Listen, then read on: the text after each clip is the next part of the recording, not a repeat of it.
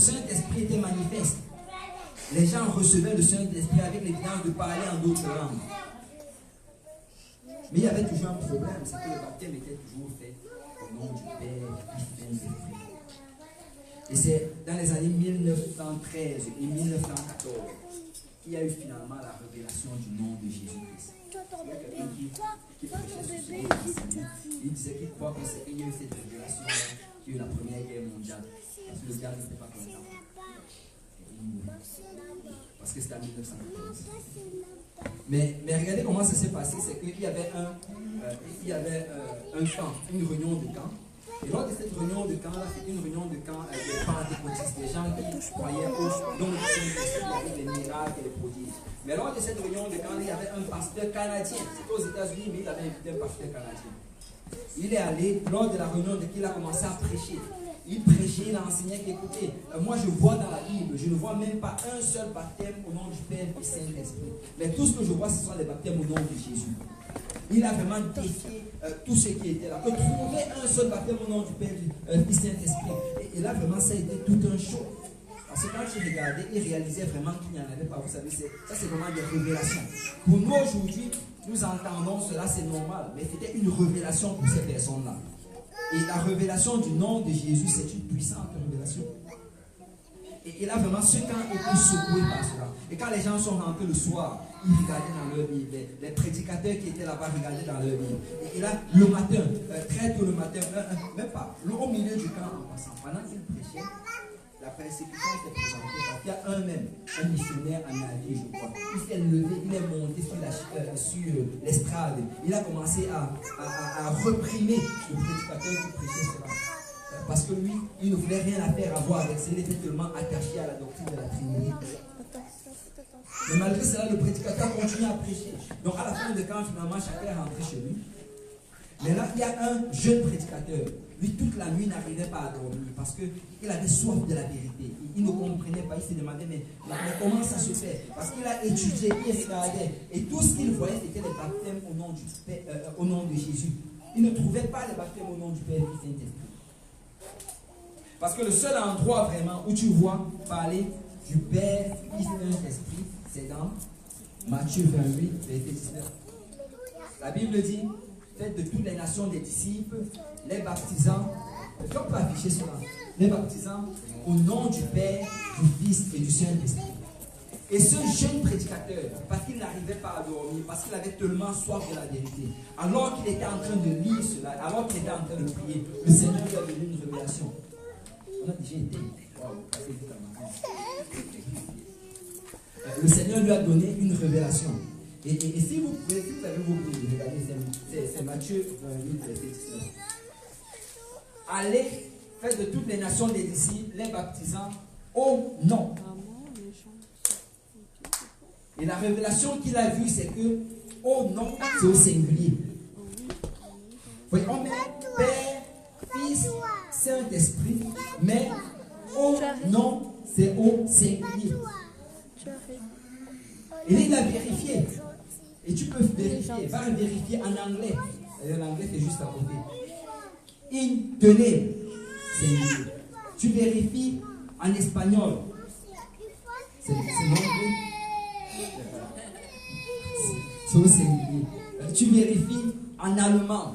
Tu vérifies en créole. Toutes les langues. Ce n'est pas une faute grammaticale. En fait, c'est intentionnel comme cela. Parce qu'à l'original, c'est au singulier. Et le prédicateur a eu la révélation que, mais on parle de non, mais on parle de un seul nom.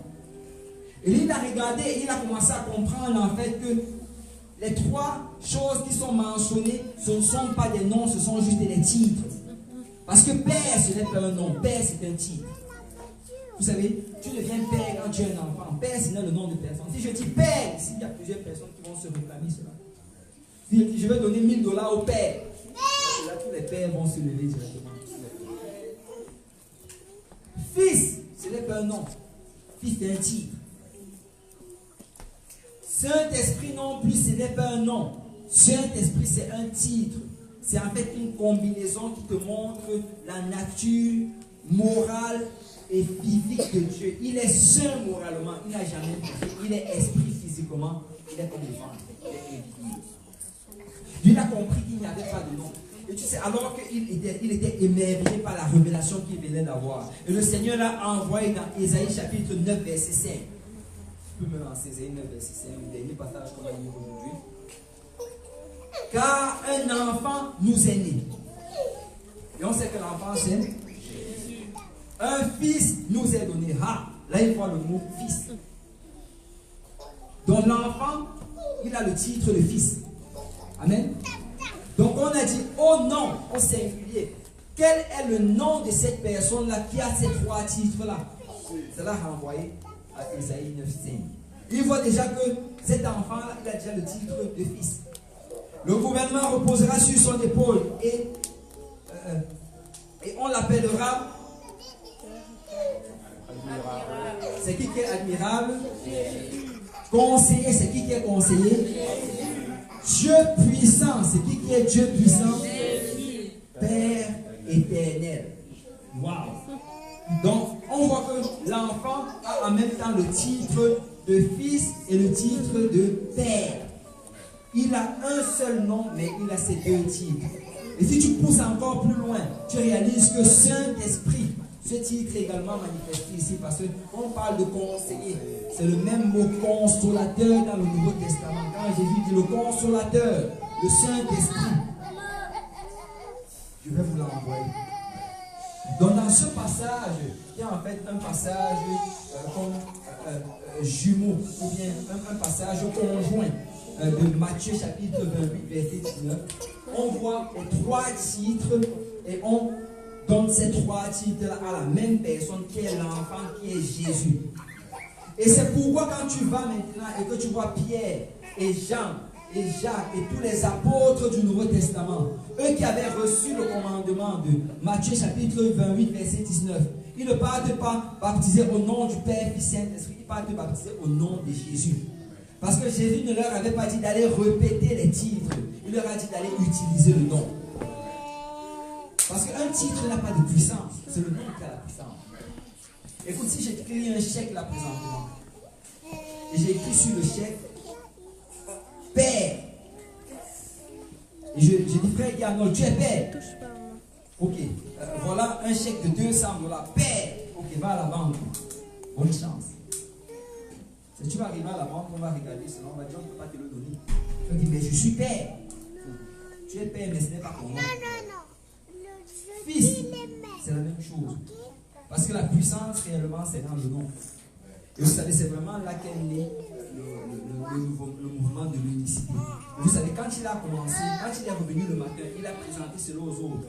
Et beaucoup étaient émerveillés, beaucoup ont eu la révélation. Et beaucoup ont commencé, et sur le champ, les gens ont commencé à se rebaptiser au nom de Jésus-Christ. Et c'était vraiment la fête. Mais alors que plusieurs se réunissaient, plusieurs également s'opposaient. Et c'est vraiment là que est née la division. Je ne sais pas si vous avez déjà entendu parler de Assemblies of God, les assemblées de Dieu. C'est ça, c'est là qu'est née vraiment la division entre les assemblées de Dieu et l'église pentecôtiste unie que nous avons aujourd'hui. C'était parce qu'avant, l'église pentecôtiste unie était d'abord dans l'assemblée de Dieu. Mais c'est quand il y a eu cette révélation-là que ceux qui se sont levés et ont reconnu que oui, le nom c'est Jésus. Les gens de l'assemblée de Dieu se sont levés, ils ont dit écoutez, si vous n'utilisez pas le terme de Trinité lors du baptême, on ne veut rien à faire avec vous. Et là, ils ont dû sortir et c'est comme ça que l'église pentecôtiste a été conçue. Parce que quand tu vas élever le nom de Jésus-Christ, il y aura toujours une opposition.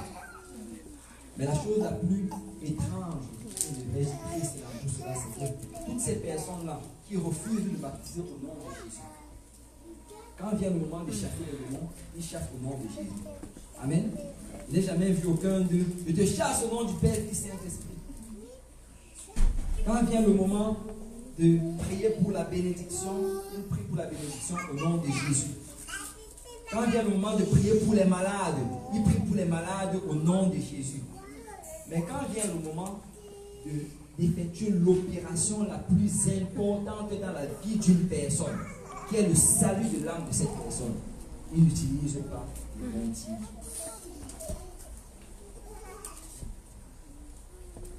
mais nous allons garder le nom de Jésus. Amen. Et nous allons l'utiliser. Je sens que tous se lever dans la présence du Seigneur. La Bible dit que tout ce que vous faites en parole ou en œuvre, faites-le dans le nom de Jésus. Alléluia. Et on va continuer avec l'étude de l'unicité la semaine prochaine. Mais c'est quelque chose que nous devons saisir. C'est quelque chose que nous devons vraiment chérir. Parce que si tu ne chéris pas l'unicité, tu risques d'être emporté par tout vent de vie. On va prier. Alléluia. Père Céleste, nous te rendons grâce. Merci pour ce moment que nous avons passé en ta présence. Merci pour la révélation du nom de Jésus-Christ. Papa, nous aimons le nom de Jésus-Christ. Nous élevons le nom de Jésus-Christ. Seigneur, nous chérissons le nom de Jésus. Père, nous prions, Papa, au nom de Jésus-Christ, que tout ce que nous avons reçu aujourd'hui demeure dans notre cœur. Et que nous ne soyons pas, Seigneur, emportés par tout vent de doctrine, mais que notre attachement soit entier dans le nom de Jésus-Christ. Et Seigneur, que nous marchons toujours et nous vivons toujours, Papa. Et nous faisons toujours tout selon le nom de Jésus-Christ. Père, je prie, Seigneur, que la révélation de ton nom, Seigneur, soit continuellement en nous, Papa. Et que nous puissions la partager à d'autres personnes, Papa. Oh Seigneur Jésus, nous prions, Papa, afin, Seigneur, que toute forme de subtilité du diable, Papa, toute forme de mensonge, Papa, ne puisse jamais trouver place dans notre cœur. Mais Seigneur, que nous réalisons et que nous sachions toujours qu'il n'y a qu'un seul Dieu. Et que tu es, Seigneur Jésus-Christ, ce Dieu-là qui s'est manifesté en chair. Père, je prie que tu gardes chacune des personnes ici présentes, Papa. Jusqu'à la prochaine fois que nous allons nous revoir. Nous bénissons ton saint nom, Papa, au nom de Jésus. Si on peut encore dire au nom de Jésus. Au nom de Jésus. Au nom de Jésus. On peut battre main pour le Seigneur Jésus. Alléluia. Gloire au nom de Jésus. Alléluia. Allez, serrez la main de votre voisin. Et si vous avez des questions, vous pouvez les poser. Je suis encore là, mais si vous devez vous en aller, je comprends.